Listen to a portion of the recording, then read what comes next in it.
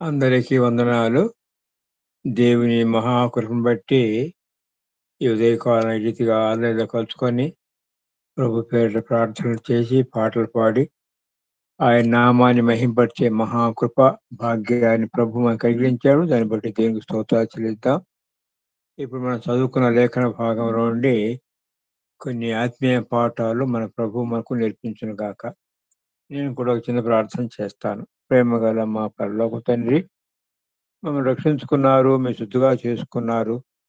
రాజులైన యాజక సమూహంలోనికి మీరు మార్చుకుందుకు స్తోత్రాలు చెల్లిస్తా ఉన్నాం. అదే సందర్భంలో భూలోకంలో మీ కొరకు జీవించే నిమిత్తం మీరు మాకు అనుగ్రహిస్తున్న ప్రతి సదుపాయం బట్టి స్తోత్రాలు. ప్రత్యేకంగా ప్రభు అల్లూరులో మీరు ఏర్పాటు చేసుకున్న ఈసీవై టీంని బట్టి స్తోత్రాలు. వారి ద్వారా జరిగిస్తున్న పరిచయాలన్నింటిని బట్టి స్తోత్రాలు చెల్లిస్తా ఉన్నాం. ప్రత్యేకంగా ప్రభు ప్రతి ఆదివారం కూడా సువార్త తండ్రి ఆయా ప్రాంతాల్లో సువార్త పఠనం చేస్తుండగా మరి నీళ్ళు కట్టి ప్రభు చేసి అనేక ఆత్మ రక్షణ కొరకు సాధనాన్ని వాడుకొని మీ నామను గర్పరచుకొని ప్రార్థన చేస్తా ఉన్నాం. దీనదాసును జ్ఞాపకం చేసుకోండి ప్రభువా. మరి మీ వాక్యాన్ని ధ్యానించాలని ఆశపడుతుండగా నాతో మాట్లాడము. కనెక్ట్ అయిన ప్రతి సహోదరుతో మీరు మాట్లాడండి. మీరు మాట్లాడితే కానీ మాకు సహాయం దొరకదు. అన్ని విషయాల్లో మేలు కొరకు జ్ఞాపకం చేసుకున్నాము. యేసు ప్రభు యొక్క శ్రేష్టమైన నామమున స్తోత్రములు చెల్లించి ప్రార్థించి వేడుకొనుచున్నాము తండ్రి. ఆమేన్. ఆమేన్. ఆమేన్. మనం అంటే ఈ దినాల్లో మేము యేసు క్రీస్తు యొక్క పునరుత్థాన ప్రత్యక్షత గురించి ధ్యానించుకుంటూ వస్తూ ఉన్నాము. ఆ భాగంలో ఉండి ఒక విషయాన్ని మీతో పంచుకొని ఆశపడ్డాం. మరి యేసు క్రీస్తు ప్రభు పునరుత్థానుడు అయిన తర్వాత 40 దినాల పర్యంతము తన శిష్యులకు ఆయా సందర్భాల్లో ప్రత్యక్షమై తను తాను సజీవునిగాను దేవుని రాజ్యం గురించిన అనేక విషయాలు తన శిష్యులకు బోధిస్తూ వచ్చినాడు. ఈ విషయాన్ని మనం అపోస్తల కార్య గ్రంథము 1వ అధ్యాయము మరి మొదటి 11 వచనాలు చదువుకున్నట్లయితే మనకు అర్థం. ప్రత్యేకంగా 3, 4 వచనాల్లో ఈ విషయాన్ని మనం చూస్తాం. ఆ ప్రత్యక్షతలు మత్తయి సువార్తలో 2 సందర్భాలు, మార్కు సువార్తలో 4, లూకా సువార్తలో 4, యోహాను సువార్తలో 4, అపోస్తల కార్య గ్రంథంలో 1 సందర్భము, అలాగే పౌలు భక్తులు కొరింథీయులకు రాసిన మొదటి పత్రికలో 15వ అధ్యాయంలో 5వ వచనం నుండి 7వ వచనం వరకు 5 ప్రత్యక్షాలు రాసినాడయ్యా. ఈ మొత్తం చూసుకుంటే 20 సందర్భాలు కనపడతా ఉన్నాయి.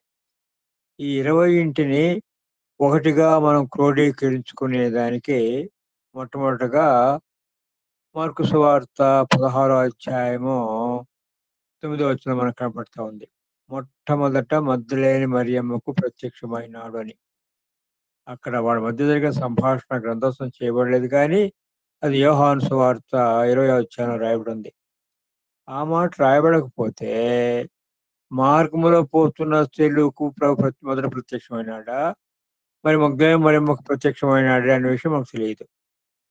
అదే సందర్భంలో యోహాను సువార్త 21వ అధ్యాయము 14వ వచనంలో ఇది శిష్యులకు ప్రత్యక్షమైనది 3వసారి కదా. ఇందాక మనం అనుకున్నట్టు కొరింథీయులకు రాసిన మొదటి పత్రిక 15వ అధ్యాయంలో మరి పౌలు భక్తుడు 8వ వచనం తనకు కూడా కనపడ్డాడని రాసినట్లే. అయితే ఆయనకు ప్రత్యక్షమైంది ఈ 40 దినాల లోపు కాదు, అది తర్వాత జరిగిన సంభవం. ఇవి పిమ్మట అటు పిమ్మట తరువాత మాటలున్నాయి కనుక అవన్నీ కూడాను ఒక ఆర్డర్లో క్రమ ప్రకారము ఆయన రాసిపెట్టినాడు. వీటినన్నింటినీ ఒకటిగా క్రోడీకరించులు ధ్యానించుకున్నప్పుడు మరి కొందరు భక్తులైతే 11 కూడా అంటారులే. ఆంధ్ర క్రైస్తవ కీర్తనలో మనకు ఒక పాట, దేవుని ప్రేమ ఇదిగో జనుల అనే పాటలో 11 మారులు వారులకు ప్రత్యక్షమాయనేసని. కానీ కొందరు భక్తులు 10 ప్రత్యక్షతలు, నేను కూడా 10 ధ్యానించుకున్నాను. మరి ఇంకొక ఆయన భక్తుడు డేక్స్ అనే ఒక పెద్ద వ్యాఖ్యానకర్త, ఆయన అయితే 12 కూడా చేసినాడు. అయ్యో సరే, ఏది ఏమైతేనేమి వాటిని మనము ఒక ఆర్డర్లో ధ్యానించుకున్నప్పుడు, అంటే నేను చేసుకున్న 10 ప్రత్యక్షతలు. ఈ 10 ప్రత్యక్షతలను 3 భాగాలుగా మనం విభజించుకోవచ్చయ్యా. మొదటి ఆదివారమున 5 సందర్భాలు, మరి 8వ దినము నుండి 40వ దినం వరకు లేదంటే 39 అనుకున్నాం వరకు 4 ప్రత్యక్షతలు. 40వ దినాన ప్రభువు ఆరోహణ అయిపోయేటప్పుడు ఒక ప్రత్యక్షత. ఒక ప్రత్యక్షత.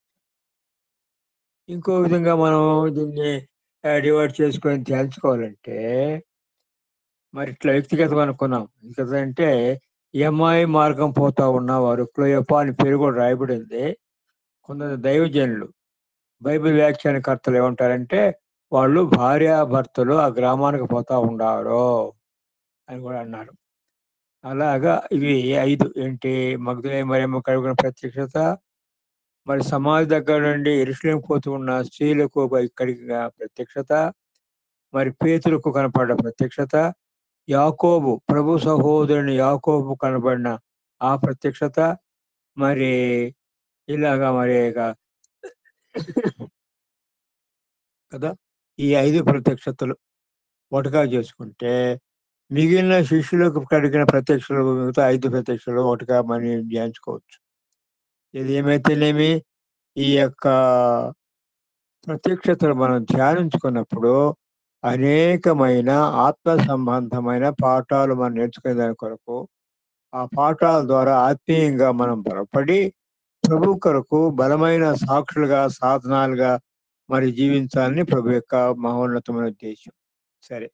ఇప్పుడు మనం చదువుకున్న వాక్య భాగంలో మరి ఇక్కడ ఏమనంటే పిమ్మట 11 మంది శిష్యులు భోజనముకు కూర్చున్నప్పుడు 11 మంది శిష్యులని రాయబడింది. ఇట్లాగే మత్తయి సువార్తలో కూడాను 28వ అధ్యాయంలో 14వ వచనంలో ఏమంటున్నాడంటే, మరి 11 మంది శిష్యులు గలిలయ కొండ మీద ఉన్నప్పుడు అని రాయబడింది. మరి ఆ సందర్భం, ఈ సందర్భం ఒకటే అనుకునే దానికి ఆస్కారం ఉందంటారా? లేదంటారా? సరే ఏదైతేనేమి అక్కడేమో గలిలయ కొండ అన్నాడు, 11 మంది శిష్యులన్నాడు. ఇక్కడేమో 11 మంది శిష్యులన్నాడు, భోజనముకు కూర్చున్నప్పుడు అని రాయబడతా ఉంది. సరే ఏదేమైతే ఎందుకు ఈ మాట అంటున్నా అంటే, వీటిని క్రోడీకరించుకున్న విషయాల్లో ఉదాహరణకు మనం యోహాను సువార్త 20వ అధ్యాయంలో 19వ వచనం నుండి ప్రభు తన శిష్యులకు ప్రత్యక్షమైన సందర్భం గ్రంథస్థం చేయబడింది. అక్కడ తోమా వారితో లేడు అని రాయబడింది. తోమా వారితో లేనప్పుడు ఎంతమంది శిష్యులు ఉంటారయ్యా? 10 మంది ఉంటారా? 11 మంది అవుతారా? కదా! అంటే ఎందుకు ఈ మాట అంటున్నా అంటే, మీరు తర్వాత మీ వ్యక్తిగతమైన ధ్యానములో ఇట్లా ధ్యానించినప్పుడు వీటిని గూర్చిన ఒక క్లారిఫికేషను అర్థమవుతాది. అదే సందర్భాన్ని లూకా సువార్త అంటే ఎమ్మాయి మార్గం పోయిన వాళ్ళు ఆ రాత్రే బయలుదేరి ఇక్కడికొచ్చారుగా. అంటే అక్కడ 11 మంది అని రాయబడిందయ్యో! దాని అర్థం ఏంటి? ఇక్కడ నంబర్ సంఖ్య రాయబడలేదు. తోమా లేడు అన్నప్పుడు 10 మందే అయ్యుండాలి. కానీ మరి అక్కడ 11 మందంటే లూకా ఏం చేశాడంటే, మత్తీయని శిష్యుడిగా ఎన్నుకోబడిన మత్తీయని కూడా చేర్చి 11 మందని చెప్పినాడు. ఇలాగూ ఈ ప్రత్యక్షతలను ధ్యానించుకోవాలి.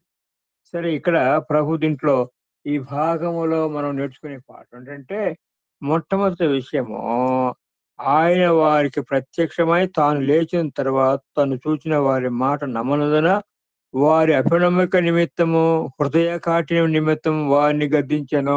చూడండి. మన ప్రభు యొక్క కృపా కనికరం. అంటే ప్రత్యక్షమయ్యాడుగా ఇన్నిసార్లు ప్రత్యక్షమయ్యాడు. ఆ సిలువకు ప్రత్యక్షమయ్యాడు, పేతురుకు ప్రత్యక్షమయ్యాడు. వీళ్ళందరూ కూడాను యోహాను మరి వీళ్ళందరూ అయ్యా మేము ప్రభువుని చూసాం, ప్రభువుని చూసాం చెప్తే నమ్మటంలే. అందుకని వారి యొక్క అపనమ్మిక నిమిత్తమును, హృదయ కాఠిన్యం నిమిత్తమును వారిని గద్దించెను. చూడండి గద్దింపు అంటే తండ్రి తన బిడ్డల పట్ల ఎట్లాగా ప్రవర్తిస్తారు అట్లాగా అంతకంటే అధికంగా. అదే కదా బైబిల్‌లో మనం చదువుకున్నాం. మన ప్రభువైన యేసుక్రీస్తు గూర్చిన ప్రేమను గురించి, తండ్రి అయిన దేవుని గురించి, దేవుని యొక్క ప్రేమను గురించి ఏం రాయబడింది? ఒకవేళ కన్న తల్లయినా మర్చిపోతాదేమో గాని, నేను నిన్ను మరువను. అంతే కదయ్యో! పాత నిబంధన కాలంలో అయితే పరిశుద్ధాత్మ దేవుడు ఆయా సందర్భాల్లో వాళ్ళ మీదకి దిగి వచ్చి జరిగించవలసిన ఆ ఘనకార్యాన్ని జరిగించిన తర్వాత తిరిగి పరలోకానికి ఆరోహణ పోయేవాడు. ఇప్పుడు అట్లా కాదు. యేసు ప్రభునందు విశ్వాసం ఉంచిన మనలో పరిశుద్ధాత్మ దేవుడు యేసుక్రీస్తు ప్రభు ఆత్మరూపిగా మనలోకొచ్చి తన ఆత్మ చేత మనం ముద్రించి నిరంతరం ఆయన మనతోనే ఉంటా ఉన్నాడు. మనలో ఉంటా ఉన్నాడయ్యా.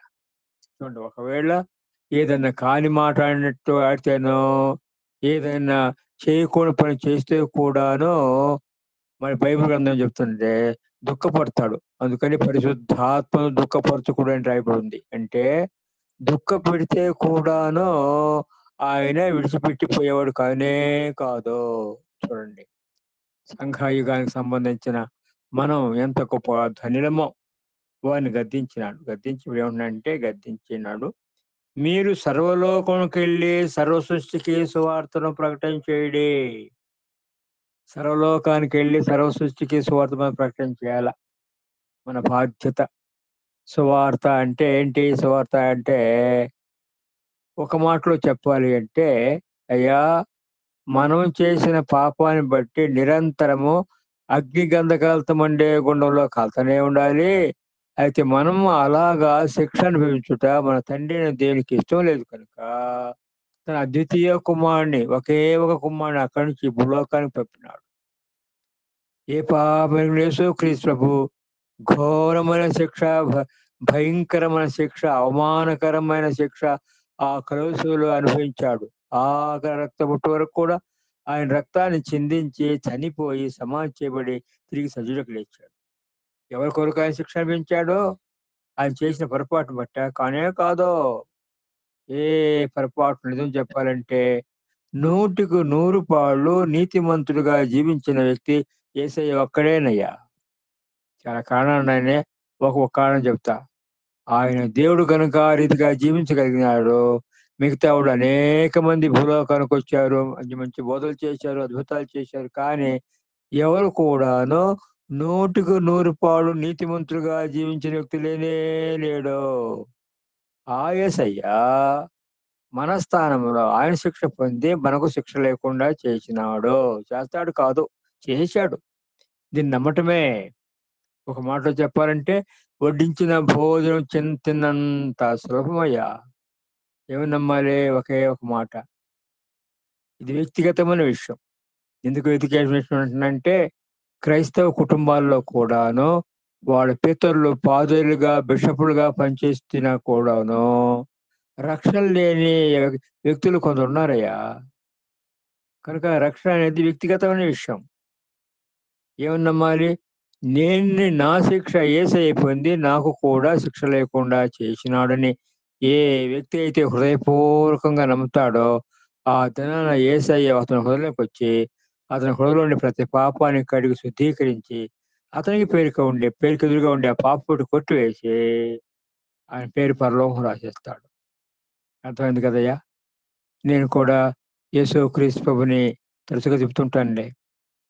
10th ఫిబ్రవరి 1969 మూడవ సంవత్సరం ఇంజినీరింగ్ చేసే దినాల్లో నేను ప్రభువుని నమ్ముకున్నా. నేను బిట్రగుంటలో ఒకసారి ఒక దైవజనుడు నన్ను అక్కడ జరిగే కూడికలు తీసుకున్నాడులే. అక్కడ ఒక యవ్వనస్తుడు నాకంటే ఒక 2 సంవత్సరాలు పెద్దగా ఉంటాడు. ఆయనతోనే సాక్ష్యం పంచుకుంటున్నాడు. అయ్యో! ఇట్లాంటి భయంకరమైన స్థితి. అతను రైల్వే ట్రాక్ దాటి ఇటువైపు నుంచి అటువైపు పోవాలట. పోతూ ఉంటే రైలు కింద ఒక వ్యక్తి చనిపోయినాడు, పట్టుబడిపోయాడు. ఆ సహోదరుడితో పరిశుద్ధాత్మ దేవుడు మాట్లాడుతూ వచ్చాడు. ఓ, ఈ వ్యక్తి నువ్వై ఉంటే ఏంటి నీ గతి? అప్పుడు అతను మారు మనసు పొంది రక్షణ పొందాడు కదా. సామెత గ్రంథము 29:1 మన జ్ఞాపకం మాకు తెలుసుగా. ఎన్నిసార్లు గద్దించినను లోబడిన వాడు మరి హఠాత్తుగా నాశనమగును. అతను సాక్షి చెప్తా ఉంటే నాకు దుఃఖం వస్తుంది, ఏడ్చా. ఓ, నేను కూడా అనేక సందర్భాలు చర్చికి వెళ్ళి వాళ్ళు చెప్పే బోధనలు వింటా ఉన్నానుగా. అప్పుడు మారు మనసు పొందాను 1969లో. 10th ఫిబ్రవరి 1969. కనుక సర్వలోకానికెళ్ళి సర్వ సృష్టికి సువార్తను ప్రకటన చేయడి. నమ్మి బాప్తిసం పొందినవాడు రక్షింపబడును, నమ్మని వానికి శిక్ష విధించబడును. నమ్మాలి. నమ్మిక ఏముంటుందంటే సరసాలను ఏమిటంటే భోంచేసిన దాంతో సమానము. ఊరికే ఆహారం వాళ్ళు వడ్డించారు. బాగుంది మంచి వాసన మంచిగా అట్లాగా ఉందంటే దానివల్ల ప్రయోజనం ఏంటి? ఆ పదార్థాలను తింటే అప్పుడు ఆకలి తెస్తుంది. ఆ పదార్థాల యొక్క రుచి తెలుస్తుంది. అందుకని దేవుని వాక్యం కూడా సెలవిచ్చే విషయం ఏంటంటే మరి నమ్మాలి. అంటే నమ్మినప్పుడు అందుకని యెహోవా ఉత్తముడని రుచి చూచి తెలుసుకొని taste and see the Lord is good. యెహోవా ఉత్తముడు, మంచివాడు, పాపాలు క్షమించేవాడు, మన జీవితాలను మార్చేవాడు. నమ్మిన వెంటనే మనం గతంలో చేసిన పాపాలని క్షమించేసి, మిగతా జీవితాంతా కూడా మనతో ఉండి, ఆయన కొరకు మంచిగా జీవించేదానికి సహాయం చేస్తాడయ్యా. ఇది. మరి నమ్మి బాప్తిసం పొందినవాడు రక్షింపబడును. నమ్మిక, బాప్తిసం సంబంధం. సరే ఈ సందర్భంలో పేతురు భక్తుడు అపోస్తల కార్య గ్రంథంలో చెప్పిన ప్రసంగాన్ని మీ గమనానికి తీసుకొస్తా. 37వ వచనం నుంచి ఉందిగా. అక్కడ ఆ వ్యక్తులు పేతురు భక్తుడు చెప్పిన సువార్త విన్నప్పుడు వారి హృదయంలో గుర్తుపడిన వారై, అయ్యా రక్షణ పొందుటకు మేమేం చేయాలి అంటే, అప్పుడు పేతురు భక్తుడు చెప్తున్నాడు. మారు మనసు పాప క్షమాపణ నిమిత్తము ప్రతివాడు బాప్తిసం పొందాలి. అప్పుడు పరిశుద్ధాత్మ అనే వరమును పొందుదురు. మారు మనసు, పాప క్షమాపణ, బాప్తిసము, పరిశుద్ధాత్మను పొందుట ఒక క్రమంలా కనపడతా ఉన్నాయి. కనుక మారు మనసు లేకుండా బాప్తిసం తీసుకుంటే అది బాప్తిసం అనిపించుతాయో? మారు మనసుకును, రక్షణకును, బాప్తిసానికి చాలా సంబంధాలున్నాయి. అయినా ఒకటి అలా మాత్రమే నేను చెప్పి మానేస్తాను. ఒకటేంటంటే పుట్టిన బిడ్డకు స్నానం చేయించటం అయ్యా.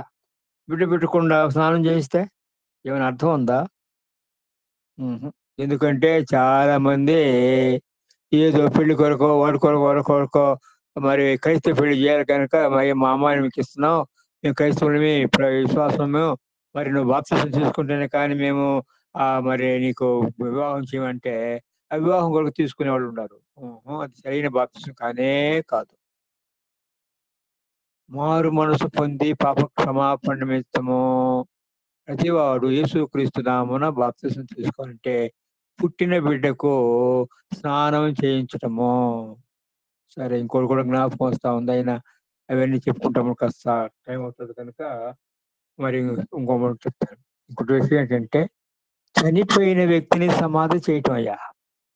ఏ దినమైతే యేసు ప్రభువునందు విశ్వాసం ఉంచినామో మనము పాత జీవితానికి చనిపోయామో యేసుక్రీస్తు ప్రభువు మనలోకొచ్చి నూతన జీవాన్ని మన కొరకు చేసినాడు. ఆ చనిపోయిన పాత వ్యక్తిని సమాధి చేయటం. పూర్వ దినాల్లో మరి నరహత్య చేసిన వాళ్ళకిచ్చే శిక్ష ఏంటట, ఏ వ్యక్తినైతే చంపాడో ఆ శవాన్ని అతని వీపుకి కట్టేసేవాడంటయ్యా. కట్టేసి జైలంటే పెద్ద కాంపౌండ్. తిరుగుతా మూసుకుంటా ఉండాలి. ఎన్ని రోజులు మూసుకుంటాడు? 2 రోజులు మూసుకుంటాడు. మూడో దినమున ఆ శవం కులిపోతది. ఇతని దేహం కూడా కుళ్ళిపోయి చచ్చిపోవాల. ఇది పనిష్మెంట్. మరి అలాగా బాప్తిసం తీసుకోకపోతే మరి కొన్ని కాలమైన తర్వాత అతని జీవితంలోనికి మరి అనుమానం వచ్చేదానికి ఆస్కారం ఉంది. ఏంటి అనుమానము? ఓహో! నేను నిజంగా యేసయ్యని నమ్మానా? నమ్మితే ఎందుకు బాప్తిసం తీసుకోలేదు అనేది. ఇది నేను ఊరికే చెప్పట్లేదు. దేవుని వాక్యాన్ని ఆధారం చేసి చెప్తా ఉన్నాను. పేతురు రాసిన రెండో పత్రిక మొదటి అధ్యాయంలో విశ్వాసం ఉంచిన మనము రక్షణ ఎదిగే నిమిత్తం కొన్ని స్టెప్స్ చెప్తున్నాడు. 8 విషయాలు చెప్పినాడు. ఇలాగ ఒక మెట్టు మీద ఒక మెట్టు ఇట్లా ఎక్కి యేసుక్రీస్తు ప్రభుతో కూడా సమానమైన మహిమలోనికి మనం రావాలి. అలాగ చేయకపోతే వాడు దూరదృష్టి లేనివాడును, తన పాపములకు క్షమాపణ కలిగిందనే విషయాన్ని కూడా మర్చిపోతాడు. అర్థమైంది కదయ్యా! అందుకనే యవ్వనస్తులకు నేనేమంటానంటే, అయ్యా రక్షణ పొందిన వెంటనే బాప్తిసం తీసుకోండి. ఎంత త్వరగా తీసుకుంటే అంత మంచిది కదా! అంటే పాత బ్రతుకును సమాధి చేయటం. ఇలాగా బాప్తిసానికును, రక్షణకు చాలా సంబంధాలున్నాయి. ఆ సంబంధాలన్నీ ఒకవేళ ప్రభు అనుకూలపోతే ఇంకోసారి మాట్లాడుకుందాంలే. ఇదేమనంటే రక్షణ పొందిన ప్రతి వ్యక్తి సరే మరి ఇది కూడా జ్ఞాపకం వస్తా ఉందని చెప్తాను. మరి మా బంధువు ఒకాయన పిచ్చయ్య గారని ఊటుకూరులో ఉన్నాడులే. ఆయన నాస్తికుడు, దేవుడు లేనివాడు. ఆయన ప్రభువుని నమ్ముకున్నాడు. దేవుని మహాకృపను బట్టి చాలా ఘనముగా దేవుడు ఆయన్ని వాడుకున్నాడులే. పెద్ద చదవరేం కాదు. అంటే ఒక 5 తరగతి చదువుకున్నాడో ఏమో! ఆయనేమనేవాడంటే, "నువ్వు రక్షణ పొందావు కదా! నీకేం చేశాడంటే యేసయ్య తన నీతి వస్త్రాన్ని నీకు ధరింపజేసినాడు." మరి సరే పూర్వ దినాల్లో వాడికి సరైన వస్త్రాలు ఉండేవి కాదుగా. ఒక అమ్మ పెళ్ళికి పోతూ ప్రక్కింటి ఆమె దగ్గర ఒక చీర తీసుకొని, కట్టుకొని మరి చుట్టుపక్కనోళ్ళకి చెప్తుందంట. ఏమని? "ఇట్లా పెళ్ళికి పోతున్నాను. మరి మా ఇల్లు కాస్త జాగ్రత్తగా చూసుకోండి." ఆమె ఏ ఇంటికి పోతుంటే ఆ ఇంటికి ఏ అమ్మ చేరుతుంది చూడు. ఈ అమ్మ పీట తీసుకొని పోతుందంట. ఎందుకు? ఆమె కూర్చున్నప్పుడు "అమ్మమ్మ ఇదిగో ఇక్కడ కూర్చో." ఏది ఆ పీట మీద కూర్చోవాల. ఏమి? ఆమె కట్టుకున్న ఆ చీర ఈమె చీర కనుక ఆమె ఎక్కడ మట్టిలో కూర్చుంటదో, ఆ మైల ఆ చీరకవుతాదో అని ఇక ఒక కష్టం అన్నమాట. అట్లాగు యేసయ్య నువ్వు బాప్తిసం తీసుకుంటే నీతో కూడా ఉండి, నీవు ఆ నీతి వస్త్రానికి మళ్ళీ అంటకుండా శుభ్రంగా ఉంచుకునే దానికి నీ వెంట ఉండి ఆయన నిన్ను కాపాడుతా వస్తా ఉంటాడు. కదయ్యా! అలా కాకపోతే బాప్తిసించకపోతే మనకు విరోధొకాయనున్నాడులే. వాడొచ్చి "ఏమయ్యా యేసయ్య ఈ కుర్రవాడికెందుకు నువ్వు ప్రతి ప్రార్థనకు అన్ని సందర్భ సహాయం చేస్తావునంటే" వాడు నా బిడ్డ. ఆ! నీ బిడ్డ. అయితే బాప్తిసం తీసుకున్నాడా? మన ప్రభు ప్రేమ కలిగిన వాడే కానీ, అదే సందర్భంలో నీతికి కట్టుబడి ఉండేవాడు కనుక, 4 పర్యాయ సహాయం చేస్తే కూడాను, ఐదో సందర్భంలో ఆగిపోయేదానికి ఆస్కారం ఉంది. కనుక బాప్తిసం ఎంత త్వరగా తీసుకుంటే అంత మంచిది. సరే పరిశుద్ధాత్మ అంటే ఆహ్, తర్వాత బాప్తిసం. పరిశుద్ధాత్మ పొందండి ప్రభు పేతురు భక్తుడు ప్రసంగం చేశాడుగా. కానీ బాప్తిసం తీసుకున్న తర్వాత పరిశుద్ధాత్మను పొందటమా? లేకుంటే పరిశుద్ధాత్మను ముందుగానే పొందుతారా? అదే అపోస్తల కార్యగ్రంథం మనం చూసినట్లయితే 10వ అధ్యాయంలో పేతురు భక్తుడు ప్రసంగం చేస్తా ఉన్నాడు. ప్రసంగం చేసే సందర్భంలోనే వారి మీదకి వినేవారందరి మీదకి పరిశుద్ధాత్ముడు దిగి వచ్చి వాడు భాషలతో మాట్లాడారయ్యా. ఇప్పుడు పేతురు భక్తుడు ఏమంటున్నాడంటే, మనలాగా ఈ అన్ని జనాంగము మనలాగా పరిశుద్ధాత్మను పొందినారు. వీళ్ళు బాప్తిసం తీసుకొనుటకు ఆటంకమేమి? అంటే ఆ అపోస్తల కార్యగ్రంథంలో ఆ విషయాలు. అంటే ప్రస్తుత దినాన అప్పుడంటే బైబిల్ గ్రంథం పూర్తి చేయబడలేదు కనుక, మనకు ఇలాంటి బాహ్యమైన సాదృశ్యాలు అంటే రుజువులు మనకివ్వబడ్డాయి. అయితే ఇప్పుడు మనం భాషలతో మాట్లాడాల్సిన అవసరమే లేదు. ఏ దినమైతే ప్రభువుని నమ్ముకున్నామో, ఆ దినాన యేసయ్య మనలోకొచ్చి తన ఆత్మచేత ముద్రించాడు. ఇప్పుడు బైబిల్ గ్రంథం దేవుని వాక్యం గ్రంథస్థం చేయబడి, మన భాషలో మనం చదువుకొని అర్థం చేసుకునే రీతికి మనకు అనుగ్రహించాడు.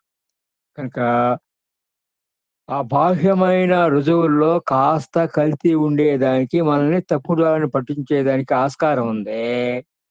అయితే దేవుని వాక్యంలో అలాగ కల్తీ లేనే లేదు.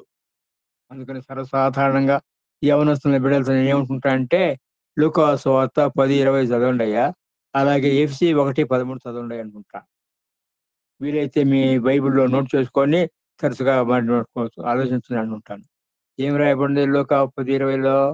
అయినను దయ్యములు మీకు లోబడుచున్నవని సంతోషింపక, మీ పేరులు పరలోకములో వ్రాయబడి ఉన్నని సంతోషించండి. నిజమే. యేసయ్యని నమ్మకం ముందు మేళ్ళు జేసినాడు. నమ్ముకున్న తర్వాత కూడా అనేకమైన అద్భుతాలు మన జీవితాల్లో చేస్తా వస్తా ఉన్నాడు. వాటన్నిటికంటే గొప్ప మేలు, శాశ్వతమైన మేలేంటంటే, మన పేరు పరలోకం రాయబడింది. దానికి రుజువు లూకా సువార్త 10వ అధ్యాయం 20వ వచనం. అలాగే ఎఫ్‌సీ 1:13లో మీరును సత్యవాక్యము అనగా మీ రక్షణ సువార్తను విని, క్రీస్తునందు విశ్వాసముంచి వాగ్దానము చేయబడిన ఆత్మచేత ముద్రింపబడితిరి. అంటే ఏదేమైతే సువార్త విన్నామో, ఏదేమైతే నమ్మినామో ఆ దినాన పరిశుద్ధాత్మ చేత మనము ముద్రింపబడ్డాము కదయ్యా! కాబట్టి రక్షణకు, బాప్తిసానికిని, పరిశుద్ధాత్మను పొందుటకు ఉన్న విషయాలు ఇక్కడ మనకు రాయబడినున్నాయి. తర్వాత ఇక్కడ ఏం రాయబడిందంటే ఆహ్, మరి మీ సర్వ సృష్టికి సువార్తను ప్రకటించుడి. నమ్మి బాప్తిసం పొందినవాడు రక్షింపబడును. నమ్మని వానికి శిక్ష విధింపబడును. నమ్మిన వారి వలన ఈ సూచక్రియలు కనబడును. ఏవనగా నా నామమున దయ్యములు వెళ్ళగొట్టుదురు. క్రొత్త భాషలు మాట్లాడుదురు. పాములెత్తి పట్టుకొందురు. మరణకరమైనది త్రాగినది వారికి హాని చేయదు. రోగుల మీద చేతులుంచినప్పుడు మీరు స్వస్థత పొందుదురని వారితో చెప్పెను. కదా! పరిశుద్ధాత్మ దేవుడు అనుగ్రహించే కృపావరాలు చాలా ఉన్నాయి. ప్రత్యేకంగా కొరింథీయులకు రాసిన మొదటి పత్రిక 12 అధ్యాయము, మరి తర్వాత రోమపత్రిక కూడా రాయబడినదిలే. పేతురు కూడా రాశాడనుకో తన పత్రికలో. ఇవన్నీ ఒకటిగా చూసుకుంటే దాదాపు 19 కృపావరాలు గ్రంథస్థం చేయబడ్డుండాయ్యా ఆ దినాల్లో. మరి ఈ దినాల్లో మరి ఆ వరాలు నిజం చెప్పాలంటే ఇప్పుడు మనకు ప్రభు అనుగ్రహించిన వరాలు మరి 5 అంటే వరాలు కలిగిన 5 దైవజనుల్ని మనకు అనుగ్రహించాడని చెప్పుకోవచ్చయ్యా. ఈ విషయాన్ని ఎఫెసీయులకు రాసిన పత్రిక 4 అధ్యాయము పోనీలే 7 వచనం నుంచి కూడా 13 వచనం వరకు కూడా చదువుకుంటే కూడా మనకు అర్థమవుతది. మన ప్రభువైన యేసుక్రీస్తు ఆయన ఆరోహణ అయిపోయినప్పుడు మరి చెరను చెరగా పట్టుకొని పోయినప్పుడు ఆయన కానుకలు ఇచ్చి ఒక ఈవుని అనుగ్రహించాడని రాయబడింది. సరేలే అది కీర్తన గ్రంథం 68 కీర్తన 18 వచనాన్ని మీరు కోట్ చేశాడులే. ఆ 2 చదువుకుంటూ ఉండండి. ఏదైతేనేమి అక్కడ ఇవ్వబడిన కృపావరాలు, ఇవ్వబడిన కృపావరాలు 5 చెప్పబడినాయి. అపోస్తలులు, ప్రవక్తలు, సువార్తికులు, కాపరులు, బోధకులు. అంటే అర్థం ఏంటంటే ఈ యొక్క వరాలు కలిగిన దైవజనుల్ని స్థానిక సంఘం మనకు అనుగ్రహించాడంటే ఎందుకు? మనము యేసుక్రీస్తు నందు విశ్వాసం ఉంచిన మనము ఆయన స్వరూపానికి మార్చబడేదానికి వారు మనకు సహాయం చేస్తా వస్తా ఉంటారు.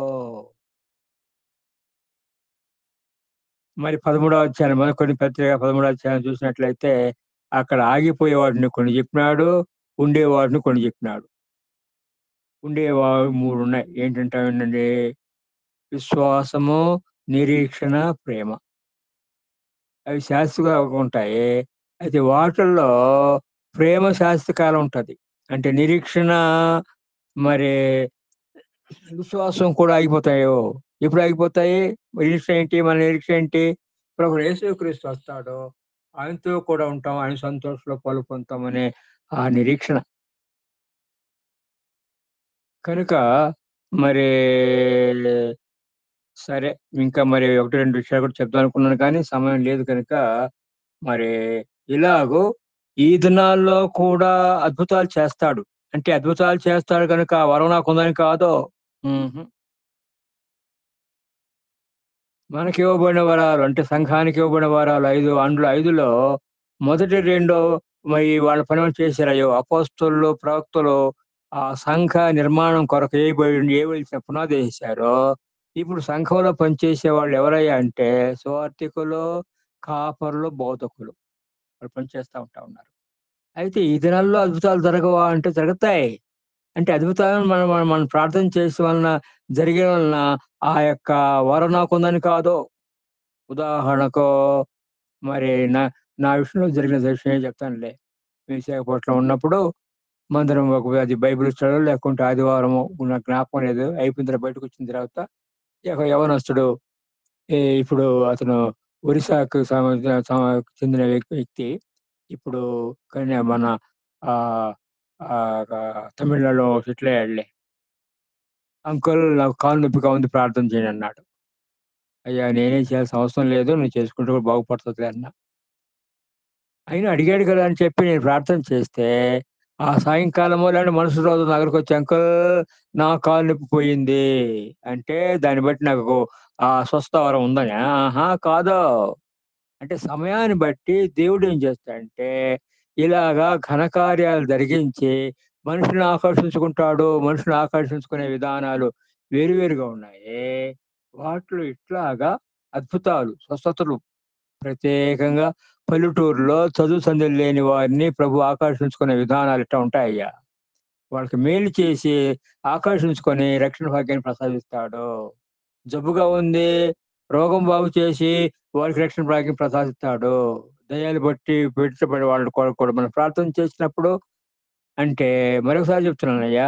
ఆ వరం ఏ వరమో, దెయ్యాలను పారదోసే వరమో, లేదంటే స్వస్థత వరం మనకుందని కాదు గానీ, సమయాన్ని బట్టి, అవసరాన్ని బట్టి పరిశుద్ధాత్మ దేవుడు మనల్ని సాధనంగా వాడుకొని వాళ్ళని రక్షణలోకి తీసుకొచ్చుకుంటాడు.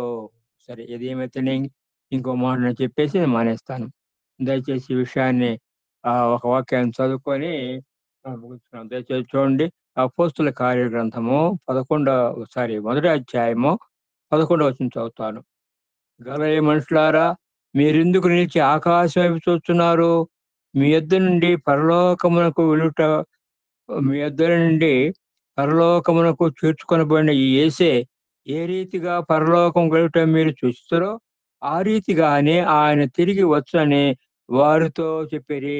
చూడండి, మన ప్రభువైన యేసుక్రీస్తు పరలోకానికి ఆరోహణమైనప్పుడు ఆ దేవదూత ఇచ్చిన సందేశం. కనుక మన నిరీక్షణ అంతా ఏంటంటే ప్రభు త్వరగా వస్తాడు. ఆయనొచ్చినప్పుడు ఆయన సంతోషంలో పాలుపొందుతాం. యేసుక్రీస్తు ప్రభు వచ్చినప్పుడు మరి మనము ఈ దేహంతో జీవిస్తా ఉన్న మనము మహిదేహంగా మార్చబడి ప్రభువుని చేరతామో, మనకంటే ముందుగా ప్రభువుని నిందించిన పరిశుద్ధులు వారు మనకంటే ముందుగా మహిమదేహాలతో లేచి ప్రభువుని చేర్చుకుంటారు. వాళ్ళు, మనము ప్రభుతో చేరి ఆయన సంతోషంలో మనం పాలుపొందుతాము. ఇది మనకు అనుగ్రహించిన గొప్ప శుభప్రదమైన నిరీక్షణ. కనుక ఈ దినాల్లో ప్రభువు రాకడ సమీపించిన దినాల్లో జీవిస్తున్న మనము ఈ రీతిగా ప్రభువు రాకడ కొరకు ప్రయాసపడి, ప్రభు రాకడ కొరకు మనం సమయం అనకుండా, అసమయం అనకుండా సువార్త ప్రకటన చేయాల్సిన వారిగా ఉన్నామో, అదే సందర్భంలో నీతిలో, భక్తిలో, పరిశుద్ధతలో ఎదిగి వర్ధిల్లాలి. రేపు ప్రభు వచ్చినప్పుడు బడా నమ్మకమైన మంచి దాసుని పిలువబడే ఆ పిలుపుకు పాత్రగా జీవించాలని ప్రభు కోరుకుంటా ఉన్నాడు. అయ్యా, నాకు ఈ అవకాశం ఇచ్చిన ఈ టీంకి, మా కుటుంబ సభ్యులు చెప్తా ఉన్నాం. అవును, ఈ రీతిగా మనము ఒకరికొకరు ప్రార్థన చేసుకొని ముందుకు సాగిపోయే ఈ మహాకృప ధన్యత భాగ్యం ప్రభావించాడు. ప్రభు ఈ మాటలను మన కొరకు దీవించును గాక. అయ్యా, అందరికీ వందనాలు.